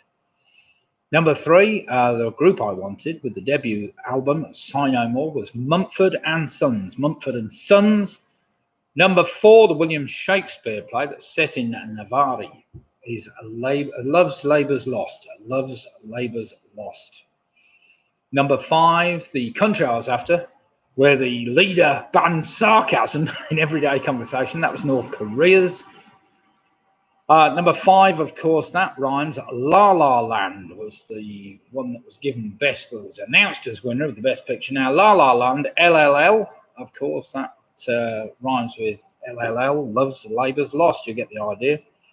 Number 7, not rhyming, but the initial letters of Arsene Wenger, we have Anne Widdecombe. Anne Widdecombe, well done if you did that. She was the first former MP to take part in Strictly Come Dancing. Number 8 was Karl Lagerfeld. Karl Lagerfeld. That, of course, is the same initials as Kuala Lumpur. Number 9 was Neil Kinnock, who was the Welsh politician, who was leader of the Labour Party from 1983 to 1992. And finally, with the same initials as Mumford and Sons, we have Marks and Spencer. Marks and Spencer. So well done if you got that. So Lydia will put the answers down for us in the corner there. But basically, we've got Kuala Lumpur, Arsene Wenger, Mumford and Sons, Love's Labour's Lost, and so on. So well done if you managed to work those out. They were a bit of a brain tax, but never mind. So we have Michelle doing very well, 48 points.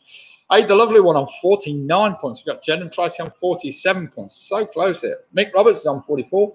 Craig Gibbons on 41. We've got Pick and Mix on 44. Ian Miller's on 36. John Quizzotti doing really well, 51 points. Grieg in, still on Grieg. Well done, Ian. Alex Brown's on 41. We've got Roger Griffiths 39. Given we had an idea what was going on there, we didn't do too bad on 43. Well played.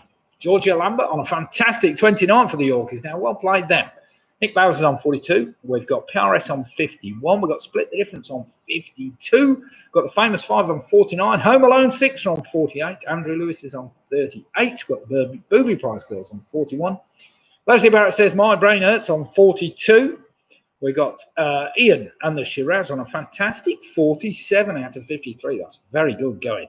And Gaz, Bean and Ryan are on 43. Well done. Ryan, you're keeping your team well in check tonight. And Steve Farnan, I trust Dexter's also keeping your team on good spirits tonight and egging you on to do even better in the last round. So at the moment, we have Split the Difference currently just in the lead by 1 point. Mike Yates also on 39 points. Well done, Mike. Split the Difference are just in the lead on 52 with PRS a point behind 51. And Don Quixote also on 51 points. And then we've got a whole gaggle of you very, very close on the 49th and 48. So come on, it's never over until the fat lady sings, so to speak. Round number 6 is a general trivia round, Question 1 is a good old darts question. You always like my darts questions because I can never get them right. Question number 1 in a standard game of darts. Which of the following numbers is the highest number that you can't check out on using all 3 darts? I'll give you the choice. Is it a 157, a 159, or a 161? So in a standard game of darts, which of the following numbers is the highest number that you can't check out on using all 3 darts? I'll give you the choice. Is it 157, 159, or 163?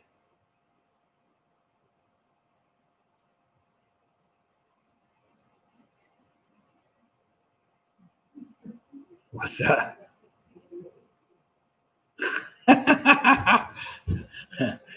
Come on, Graham. Last round. You know it's worth it. Stick in there. I know you might have given up the will to live, but never mind.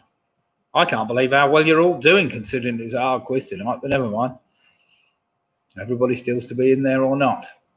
Question number 2. In a 1995 interview with Martin Bashir for the TV program Panorama, who famously said, well, there were 3 of us in this marriage, so it was a bit crowded?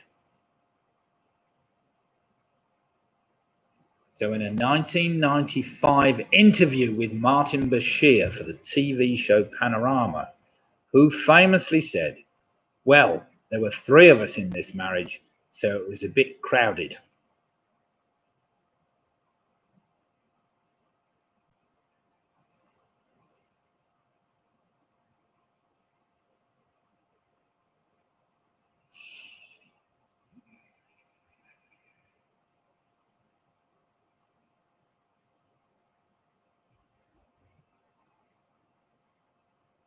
Question number 3, you need to think a bit laterally of this. What single letter comes next in the following sequence? Right, here's your sequence. It's RS, OS, CC, BS, LSS, C, PL, and ST. It'll be easier if Lydia just posts that question. So, what single letter comes next in the following sequence? Just need to think of that carefully. Think of it laterally, what it might be.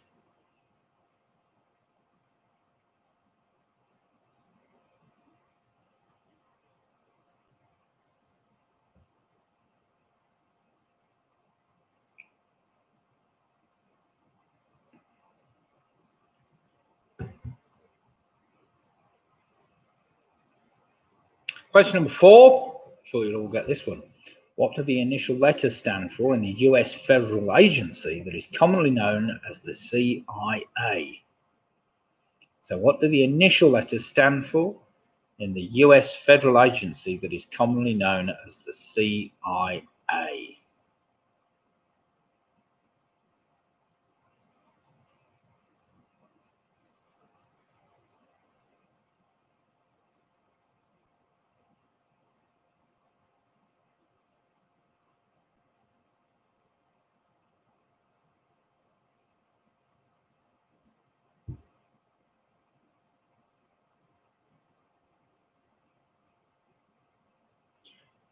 Ian, have the hoglets turned up tonight?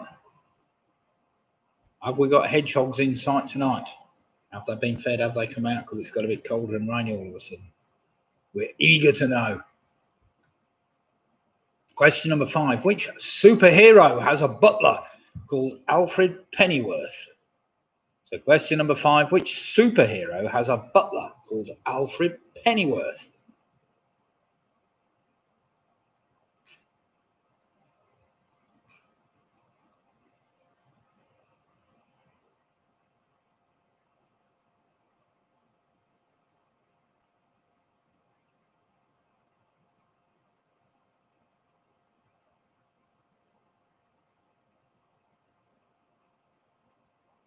I might have well creeped in on you. No.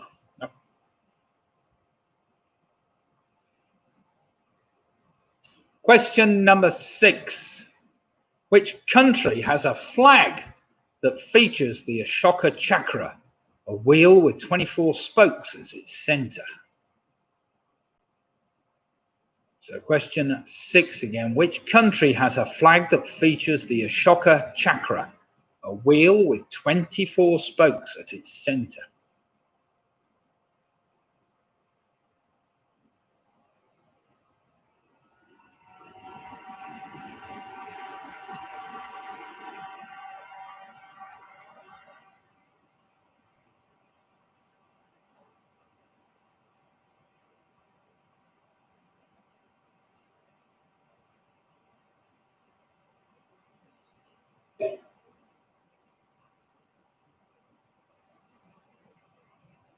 Question number 7, dead easy this one. Table salt is mainly composed of a chemical compound of which 2 chemical elements?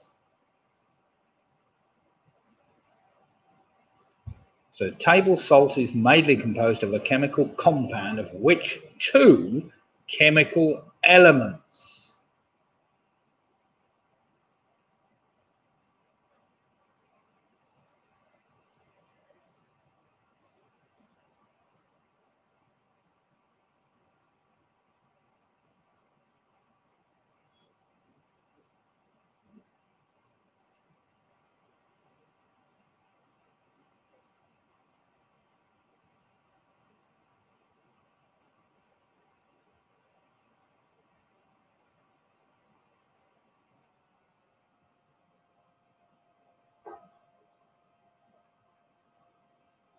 There's a joke in there, there probably is. Question number 8, dead easy one this. Which of the following isn't the title of an album by Adele? Is it 19, 21, or 23? So which of the following isn't the title of an album by Adele? Is it 19, 21, or 23?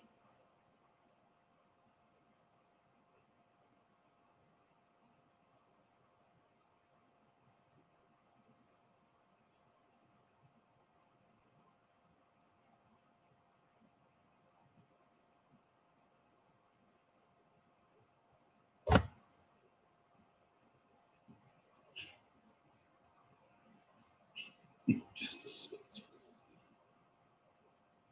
a Sultan battery. Question number 9's a bit trickier.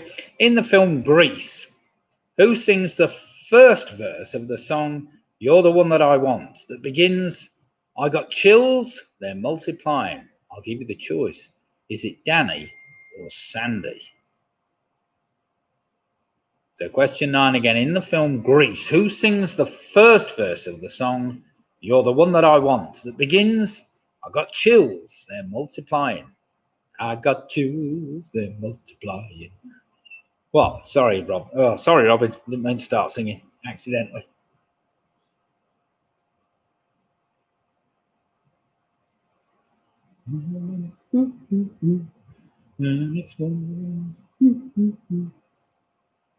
And finally, question number. All right, I've stopped.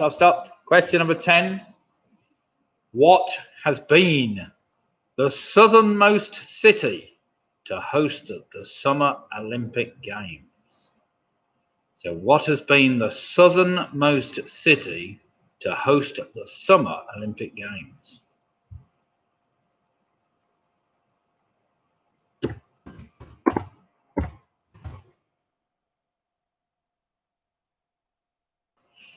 You don't want me to sing again?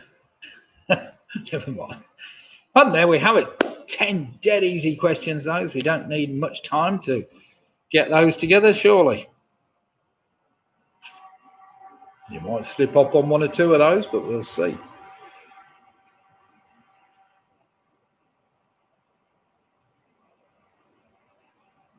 Okay then, everybody, let's put you out your misery. Don't want to give you too long to get all that lot. Sure, you've had plenty of time. So in a standard game of darts, which of the following numbers is the highest number that you can't check out on? With 3 darts, I gave it the choice. Was it 157, 159, or 161? It's 159. You can check out on both the others. The 157, you can have a treble 20, treble 19, and double 20. The 161, you can have a treble 20, a treble 17, and a ball. But you can't get anything out of 159. So 159 is what I wanted. Number 2 was Princess Diana, who said that, well, there are 3 of us in this marriage. Question number 3, of course, is all to do with the Monopoly board. RS, Regent Street, Oxford Street, CC, Community Chest, Bond Street, Liverpool Street Station, Chance, Park Lane, Supertax. So the next one's got to be Mayfair. Single letter M was what I was after.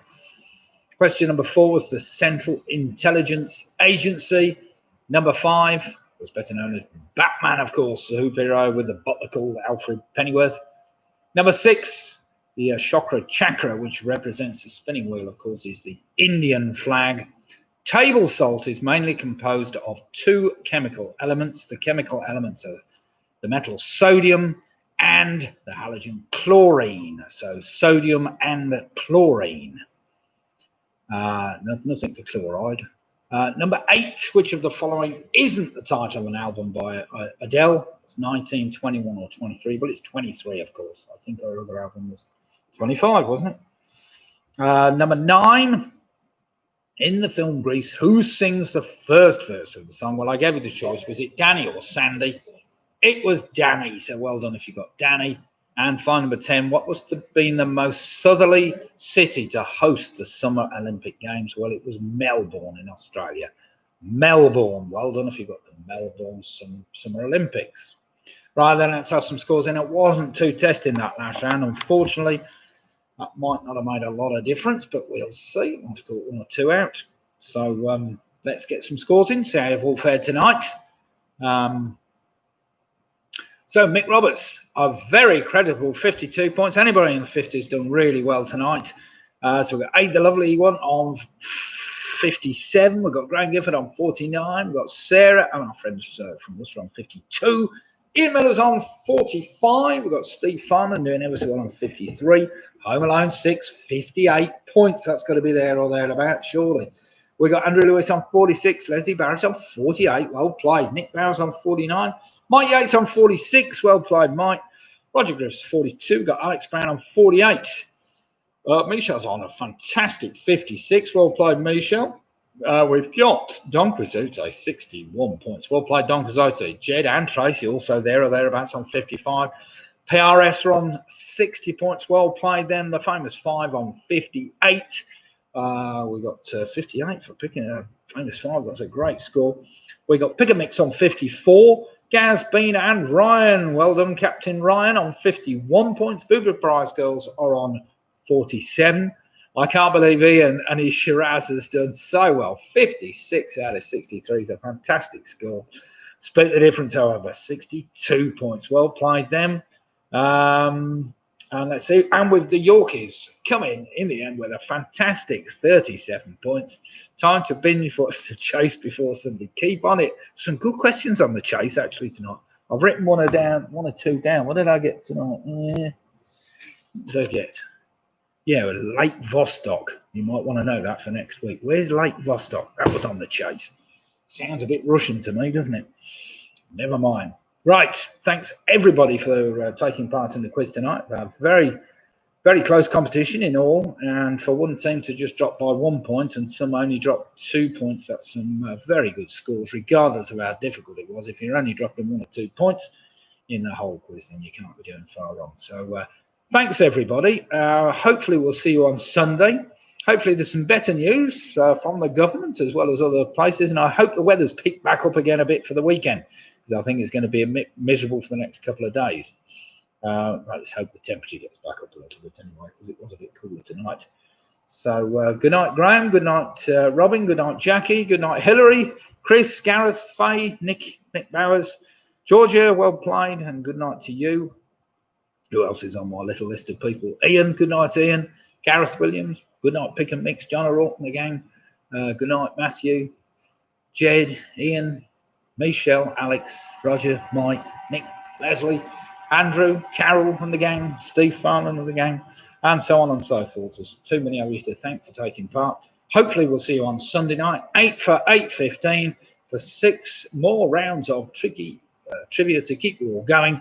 So I'm signing off now, and hopefully we'll see you all on Sunday night. Keep safe and good night all.